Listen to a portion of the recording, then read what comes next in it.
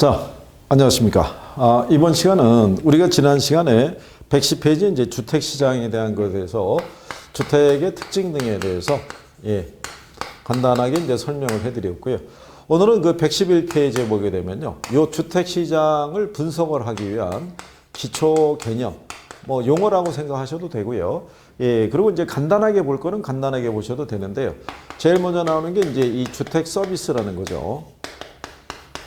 여러분들은 이 주택에서 이 제공되는 서비스를 이제 얻고 있는 거죠. 그러니까 여러분들이 만약에 일정한 주택에 전세 보증금을 주고 그 주택을 사용한다는 얘기는 그 주택에서 제공되는 이 서비스를 얻기 위해서 그렇게 해서 우리가 거래가 성립되는 거라고 보시면 돼요. 그러니까 이 주택 서비스라는 건요, 주택에서 제공하는 효용을 나타내요. 그렇죠? 이 효용을. 이 효용의 의미만 조금 이해하시면 돼요. 이 단위를 만들어낸 거는요, 주택이라는 거는 이 물리적인 측면에서 보면은 얘네는 이질적인 상품이에요. 그렇죠? 여러분들이 아시는 뭐 단독주택도 있고요. 그 다음에 이제 공동주택인 아파트나 연립이나 다세대.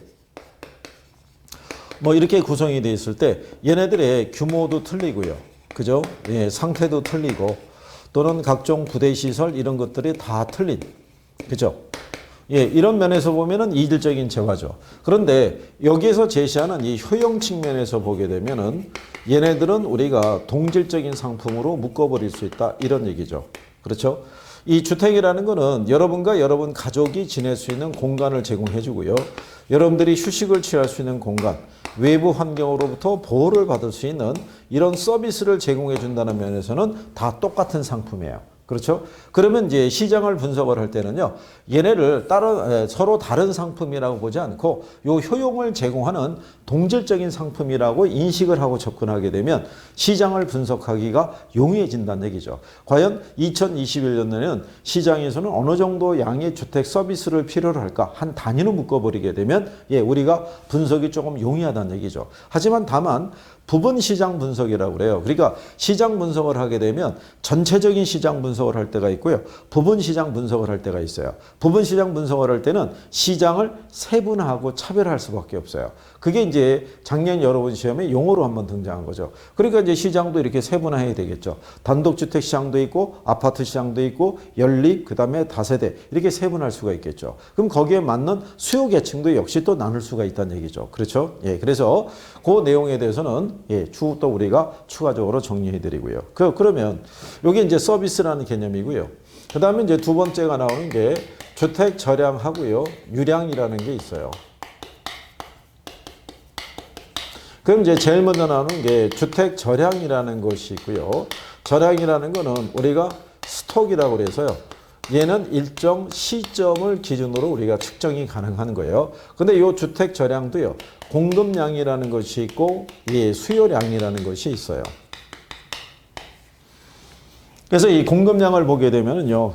우리 교과서에 명시가 되어 있죠. 일정 시점에 시장에 존재하는 주택의 양이에요.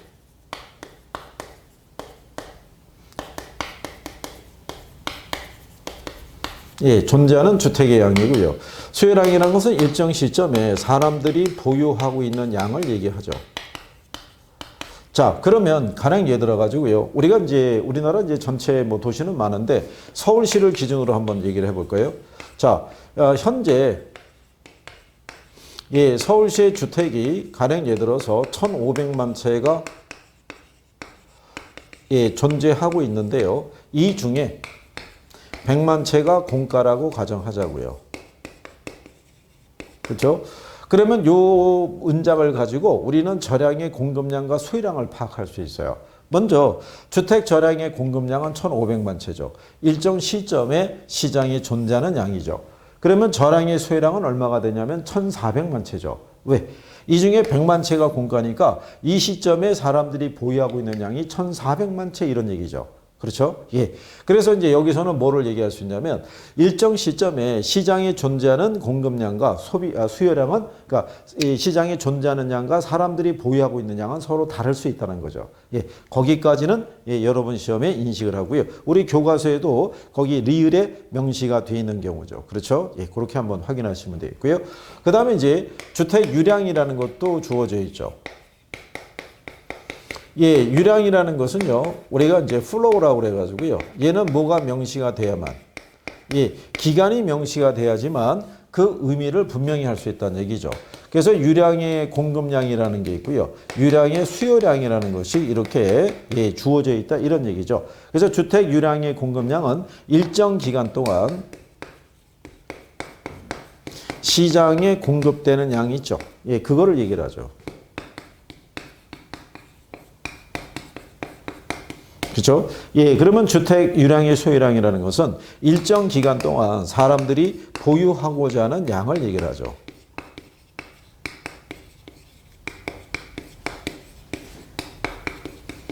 그럼 예를 들어서 이런 거죠. 자, 현재, 그러니까 이 현재라는 건 이런 얘기죠. 만약에 예를 들어서 2021년 1월 현재 서울시 주택이 1,500만 채예요. 그죠? 그런데 우리가 알고 싶은 거는 그래?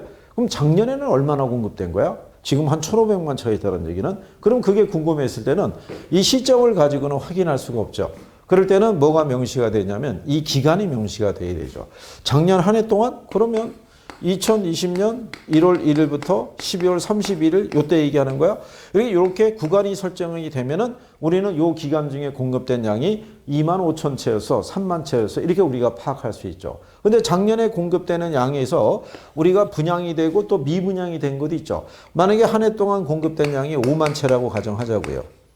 예, 근데 이 중에 5천 채가 만약에 미분양이었다 그러면 요 기간 동안에 사람들이 보유하고자 했던 양이 4만 5천 채죠. 그게 주택 유량의 수요량이 될 수 있다 이런 얘기죠. 그 역시 마찬가지로 일정 기간 공급됐던 양과 사람들이 그 기간에 보유했던 양은 또 다를 수밖에 없겠죠. 그래서 유량하고 저량에 대한 것을 얘기를 하죠. 그럼 한번 여러분들이 이렇게 생각해 보세요. 자, 주택 재고량을 파악하고 싶어요. 그죠? 그러면 이 재고라는 거는 누적된 양이잖아요. 그죠? 그러니까 얘를 측정할 때는 얘는 저량 개념이라는 거예요. 그렇죠? 근데 주택 거래량이 있죠. 야, 알았어. 1,500만 채가 있는데 그럼 작년에 거래했던 양이 얼마야? 이걸 파악하려고 그러면 기간이 명시가 돼야 돼요. 그렇죠? 그 다음에 신규 주택 공급량이 있죠. 새롭게 지어서 공급되는 양을 파악하려고 그러면 역시 기간이 명시가 돼야 된다는 거예요. 그래서 주택이라는 단어를 집어넣고 유량 변수에 해당하느냐 저량 변수에 해당이 되냐를 물어볼 때 요거 세 가지를 잘 쓰니까 여러분들이 구별을 해 주시는 게 필요하다는 얘기죠. 그럼 우리는 왜 주택이 내구재니까 저량만 파악하지 유량도 왜 파악하냐면 그거는 이런 개념이라고 생각하시면 돼요.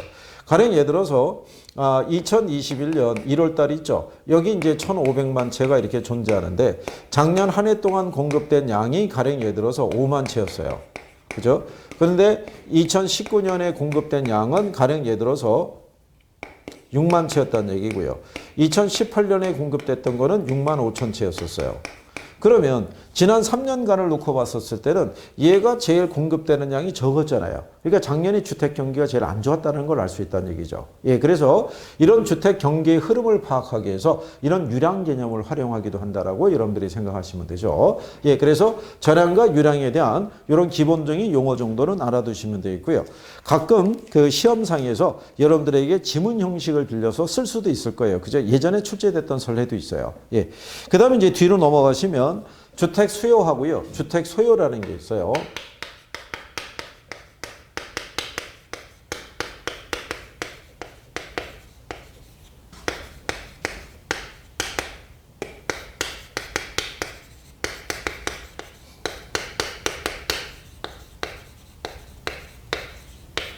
예, 여기서 얘기하는 주택 소요라고 그랬을 때요. 이게 하우징 니드라고 그러죠. 예, 요거는 최소 주거 기준에 관한 뭐를 나타내는 거냐면 욕구를 나타내는 거죠. 자, 모든 사람들은 우리가 삶을 영위하기 위해서는요, 가장 기본적인 요소인 의식주 문제가 해결이 돼요. 그죠? 그러면 돈이 많은 사람이나 돈이 적은 사람이나 주거 공간에 대한 것은 욕구는 가지고 있거든요. 그런데 돈이 없는 사람들은 욕구는 가지고 있는데 뭐는 가지고 있지 못하냐면 구매력은 없어요. 그러니까 이 사람들이 필요한 욕구는 이 시장을 통해서는 이게 충족이 안 된다는 얘기죠. 그렇죠? 그러면 이 사람들에 관한 기본적인 욕구를 충족시켜주기 위해서 누가 개입하냐면 정부가 개입하는 거예요. 그래서 공공임대주택이 있죠. 그죠? 여러분들이 아마 저기 행복주택 이런 얘기 들어보셨을 거예요. 그죠? 행복주택의 주 공급 대상은 주거 취약계층이라고 그래요. 그러니까 주거 취약계층이 누구냐면 신혼부부, 사회초년생, 대학생들. 이게 주거 취약계층이거든요. 왜냐하면 20대 뭐 한 중후반에서는 소득이 많지 않잖아요. 근데 주거는 필요하거든요. 결혼하려도 집은 있어야 되겠고. 그죠? 근데 욕구만 있지 구매력은 없잖아요. 그러면 이 사람들의 입장에서는 소위 얘기한 대로 예를 들어서 3포, 5포, 7포 뭐 이렇게 얘기도 나오고 그죠? 그럼 정상적인 어떤 이제 사회 구성으로서의 역할을 기대하기 좀 힘들 수도 있겠죠. 그러니까 정부는 이 욕구를 충족시켜주기 위해서 이걸 공급한다라고 보시면 될 거예요. 그죠? 또 필요하다 그러면 이 욕구를 구매력을 붙여주면은 이 수요를 전환할 수 있어요. 여기는 요 주택 수요라는 것은요, 욕구만 있는 것은 아니고요. 이것도 같이 가지고 있는 중산층 이상의 유효 수요라고 보시면 돼요. 그러니까 이 사람들은 구매력을 가지고 있으니까 이 사람들이 원하는 다양한 유형의 주택은 시장을 통해서 공급이 이루어지는 경우죠. 그렇죠? 예. 그래서 그러면 정부는 이 소요를 뭐로 바꿔주기 위해서 수요로 바꿔주기 위해서 금융위에 지원을 해주는 거죠. 그래서 이 주택금융의 역할이 주택 소요를 유효 수요로 전환시켜주는 역할도 한다라고 그래요. 그래서 소요가 있고 주택 수요가 있다. 그래서 이거는 정책적인 개념이라고 보시면 될 거예요. 그래서 용어상에서 그렇게 구별하시면 되고.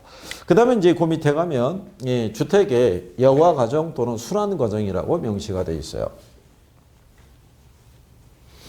예, 거기 이제 여러분들이 보시면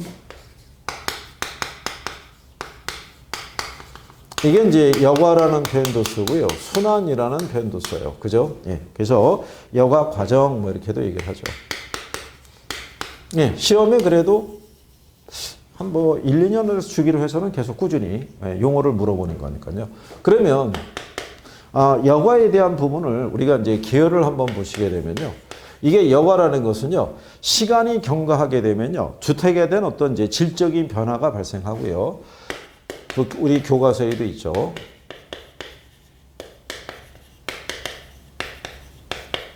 거기에 따른 가구의 이동이 있죠.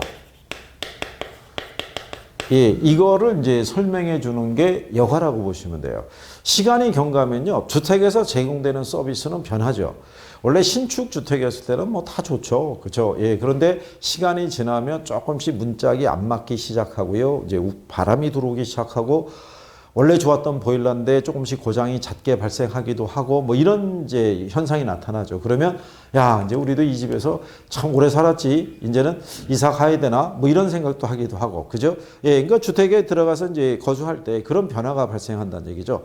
자, 그랬을 때 여기서 이제 그 여가라는 것을 우리가 설명하기 위해서는요, 기본적인 가정이라는 것이 주어져 있어요. 그래서 거기에 여러분들이 보시면 112페이지 밑에 5번째 줄이 있죠. 지문 1번, 2번으로 명시가 되어 있죠. 그렇죠?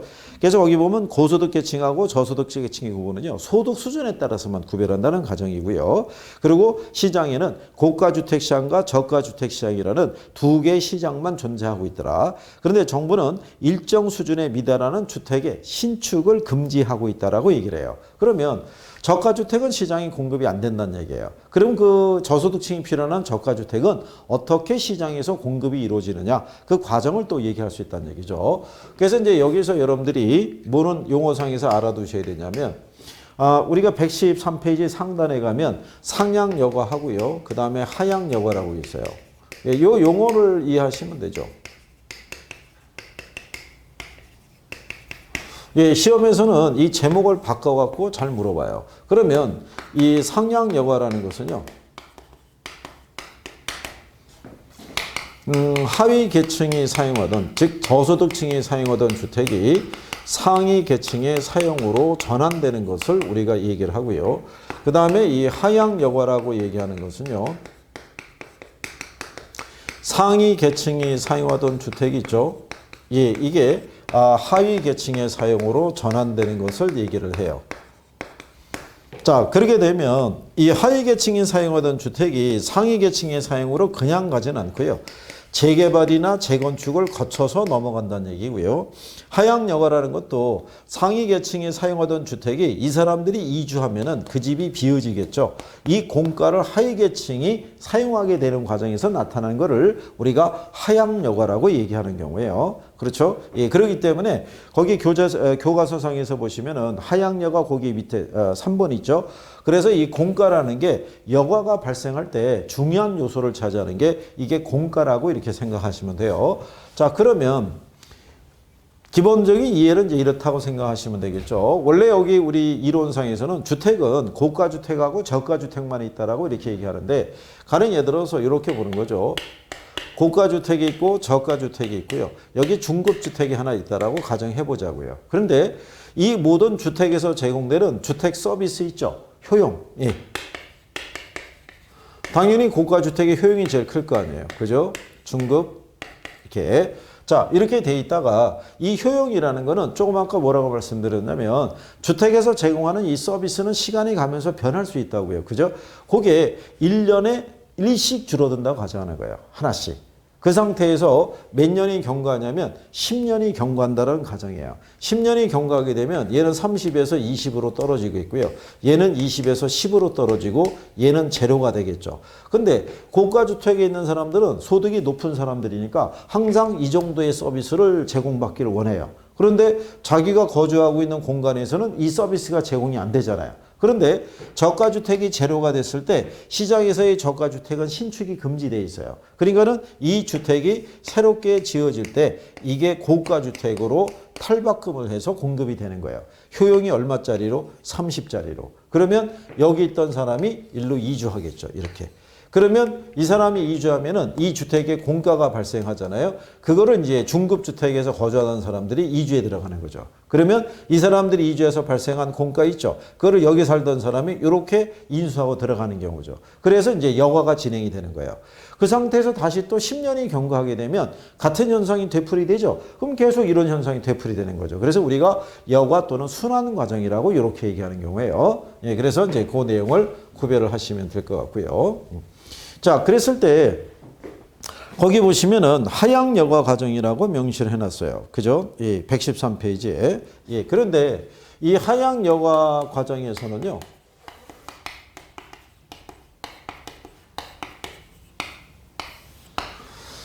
이게 이제 저희가 강의해 드릴 때 근래에는 거의 잘 설명을 안 하죠. 왜 그러냐면 얘네를 설명하면 단기하고 장기 이제 이런 과정이 있거든요. 근데 교과서들마다 명시는 다 돼 있어요. 그죠? 예, 그래서 지난 몇 년 사이에는 거의 뭐 잘 언급은 안 해드리는데 근데 또 그렇게 생각하시는 것도 있나 봐요. 이게 있는데 그래도 궁금하다 이런 얘기죠. 그래서 예, 우리 간단하게 보시면은 하향 여가라고 했을 때요. 아까 우리가 여기 가정에서 뭐라고 그랬냐면 시장에서의 주택은 고가주택과 저가주택 시장에 두 가지만 존재한다는 가정이에요. 근데 이제 저가주택 시장이 있어요. 예, 여기에 이제 단기적으로 보게 되면요. 정부가 이 주거비나 이런 거를 보조해 주는 거죠. 예, 그래서 주거비에 관한 이제 예를 들어서 보조가 이루어졌다. 그러니까 이제 주거비 보조인 게 임대료 보조라고 얘기를 해보죠. 임대료 보조 등을 하게 되면 사람들의 이제 급여가 상승한 건 아니지만 수입이 늘어난 거랑 마찬가지로 해서 실질 소득이 증가하죠. 그래서 우리가 부동산에 대한 수요가 이렇게 증가하게 되겠죠. 임대주택에 대해서. 근데 수요는 증가했을 때 공급은 어떻게 되겠어요? 공급은 불변이죠. 단기적으로는 공급을 늘릴 수가 없죠. 그러면 뭐가 상승하냐면 임대료가 상승하죠. 그죠? 그러면 임대료가 상승하게 되면 기존에 임대업 하던 사람들이 있죠. 예, 기존의 임대업자들은 당연히 무슨 이윤을 얻게 되냐면 초과 이윤이라는 걸 얻게 되겠죠. 그렇죠? 예. 자, 그랬을 때 단기에는 우리가 이 공급에 대한 증가를 가져오기는 어려우면 장기는 그러면 공급이 늘어나야 되잖아요. 그런데 우리 가정이 있잖아요. 일정 수준 이하의 저가주택은 신축이 금지되는 거죠. 그러면 그 주택이 여기 있는 고가주택 시장이 있죠. 예, 고가주택 시장에서 단기적으로 저가주택 시장에서 임대료가 상승함에 따라서 임대 수익이 괜찮을 것 같거든요. 그러니까 단기적으로 고가주택에 대한 공급이 줄어들어요. 그러면 이 줄어든 공급이 어디로 내려가냐면 저가주택 시장으로 내려간다는 얘기죠. 그러면은 여기 공급이 감소하니까는 임대료가 어떻게 돼요? 여기는 상승하겠죠. 그러면 장기적으로 정부는 일정 수준 이하의 저가주택만 신축을 금지시켰지 고가주택은 금지된 건 아니거든요. 그럼 장기적으로 여기는 신축을 통해서 공급이 늘어나겠죠. 늘어나면은 다시 임대료는 어떻게 돼요? 예, 이렇게 하락하는 현상이 나타나죠. 그러면 여기 이제 저가주택의 장기적인 관점에서는 여기서는 그러면 여과를 통해서, 그죠? 하향 여과를 통해서 공급이 이렇게 증가하는 케이스죠. 그러면은 임대료가 다시 어떻게 돼요? 예, 이렇게 하락하는 현상이 나타나더라. 이렇게 얘기하는 경우죠. 근데 요게 지금 제가 구도로 이렇게 설명해 드렸지만 이게 설명이 이루어지기 위해서는 뭐가 떠야 되냐면 그래프가 떠야 돼요. 그러면 이제 그게 이제 이런 얘기죠.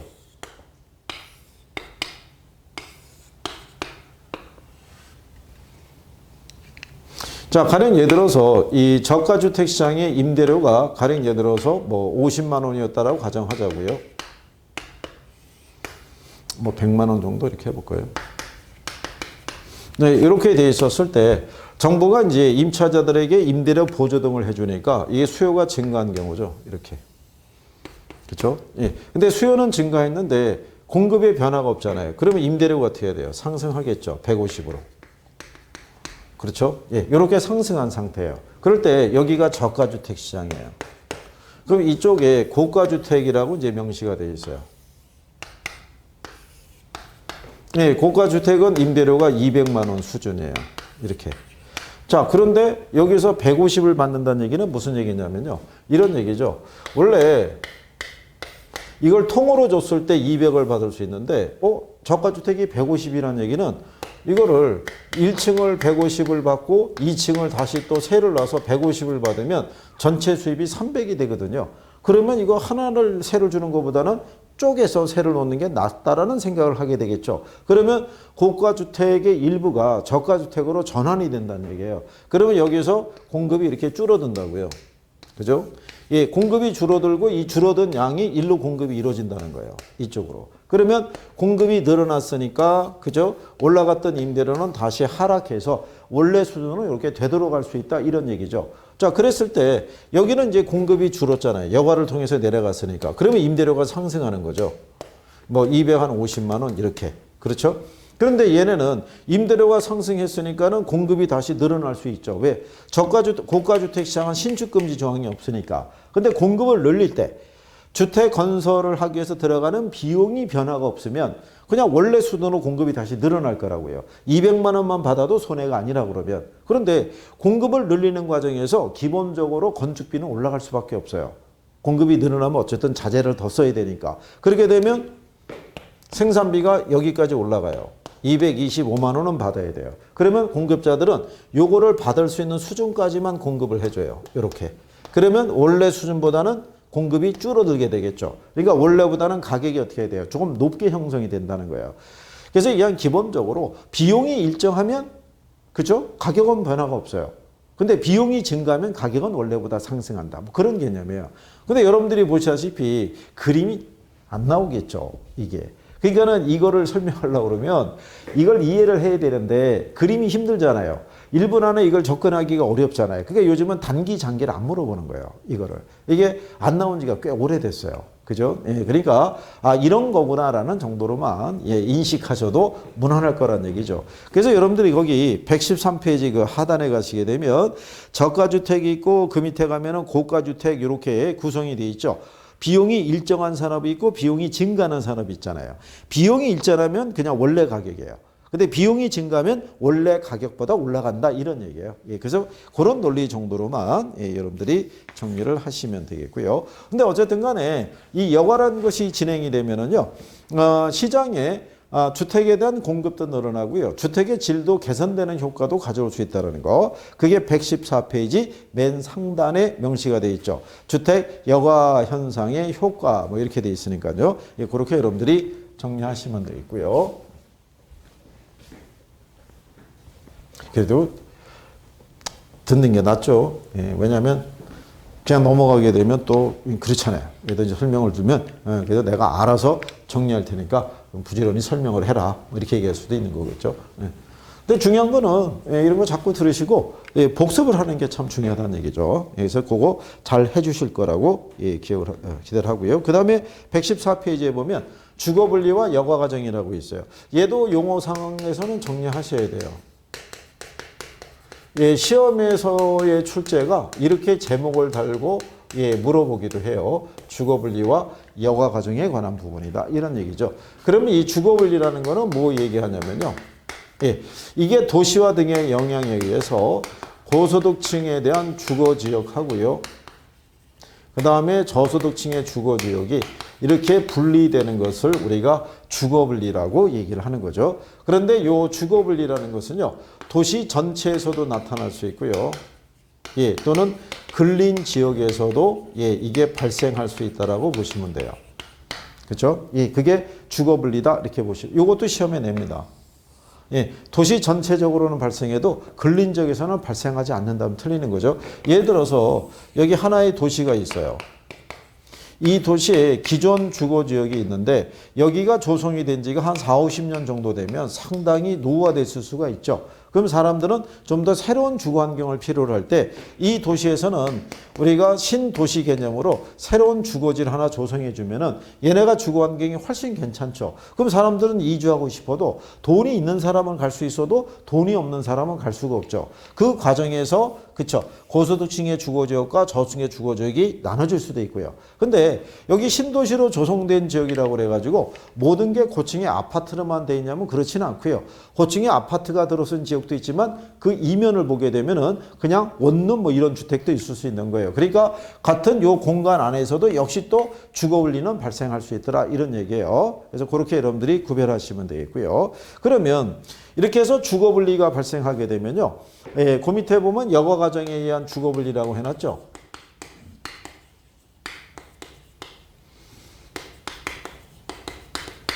그러면 또 이렇게 되는 거거든요. 이렇게 돼 있으면 여기가 만약에 경계지역이고요. 여기가 저소득층, 고소득층이라고 그러면 이 경계라는 곳은요. 주택이 없는 공간이에요. 그러니까 여기는 도로라든가 또는 담장 이런 거를 가지고 이웃하고 있을 때 저소득층은 대부분 이 경계지역에 가깝게 붙어서 입주하려고 그럴 거예요. 왜? 여기 고소득층 주거지역에서 주어지는 정의 외벽과로 위해서. 왜냐하면 일반적인 마트라든가요. 공원이라든가 뭐 이런 것들이 다 여기 몰려 있거든요. 그러니까 여기는 길 하나만 건너면 얘들을 이용할 수 있으니까. 그죠? 여기에 가깝게 위치하려 할 것이다. 이런 얘기죠. 그러니까 경계에 가깝게 위치하고 있는 저가주택은 전체적으로 할증이 돼서 거래된다고요. 좀 비싸게. 그런데 여기 경계에 가깝게 있는 이 고가주택이 있죠. 얘네들은 여기에 웬만하면 붙어 있지 않으려고 그러죠. 왜냐하면 자기들에게 어떤 긍정적인 효과를 못 주잖아요. 그러니까 이 경계에 붙어 있는 주택들은 대부분 할인돼서 거래된다라고 보시면 돼요. 그러니까 얘가 할증이 되는 거는 정의 효과가. 그 다음에 얘가 할인이 되는 것은 부의 효과가. 그렇죠? 그래서 나름대로 주거 환경이 정비가 잘 됐으면 정의 효과를 얻을 수 있잖아요. 그럴 때 얘기를 모여 살고 싶어 하겠죠. 그죠? 그래서 이렇게도 분리가 될 수 있더라라고 얘기를 해요. 그래서 요 할증하고 할인의 관계도 두 번 여러분 시험에 낸 거예요. 하나는 답으로 냈었어요. 이 바꿔가지고. 그래서 이제 거기 굵은 글씨로 돼 있죠. 주거 분리하고 근린 지역의 변화에서 그 그림 밑으로 가게 되면 굵은 글씨로. 그죠? 저소득 주거 지역은 할증료가 붙어서 거래되고 저소득층과 인접한 고소득 주택은 부의 외부효과로 인해서 할인돼서 거래된다 이렇게 명시가 되어 있어요. 그죠?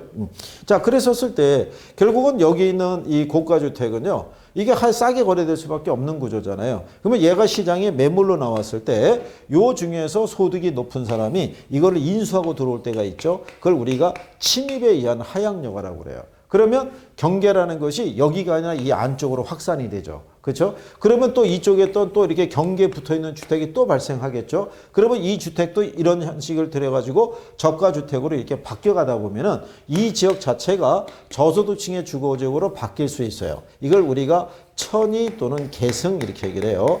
그래서 이렇게 침입 등에 의한 하향 여가라는 것도 발생할 수 있다라고 얘기해 주는 거예요. 그게 114페이지의 밑에서 네 번째 줄에 침입과 천이 현상으로 인한 주거 입지의 변화라고 명시해 준 거죠. 예, 그다음에 이제 불량주택 문제라는 것이 있어요. 그러면 불량주택 문제라는 것은요. 발생하는 원인은 소득이 낮아서 발생한 거예요.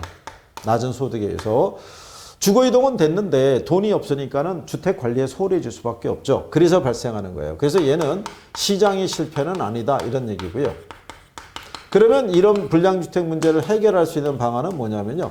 소득을 높여주면은 알아서 불량 어떤 이제 노후화되거나 이런 부분이 다 치유가 될 수 있죠. 그래서 이거는 철가는 방법을 택하는 거는 바람직하지 않다라고 얘기를 해요. 예, 그래서 여기 나와 있는 주거분리와 여과작용 이런 얘기까지는 정리를 해두시면 될 거예요. 그래서 그리고 거기 박스에 그 용어 들어가 있는데 거기 보시면은 트리피케이션이라고 돼 있는데 트리가 아니라 젠트리. 영문도 이렇게 들어가죠. 젠트리라고. 예, 여기 하나 오타가 이렇게 빠진 거니까. 젠트리피케이션이라고 그래가지고요. 도시 재생에 관련된 용어다라고 이렇게 생각을 하시면 될 거예요. 낙후된 지역이 다시 이제 자본이 유입돼서 재개발되고 소득이 높은 계층으로 대체되는 현상 뭐 이렇게 보시면 되겠죠. 자, 여기까지 정리해 드렸고요. 다음 시간에는 부동산 시장과 정보의 효율성이라고 115페이지에 있죠. 그 내용을 다뤄보도록 하겠습니다.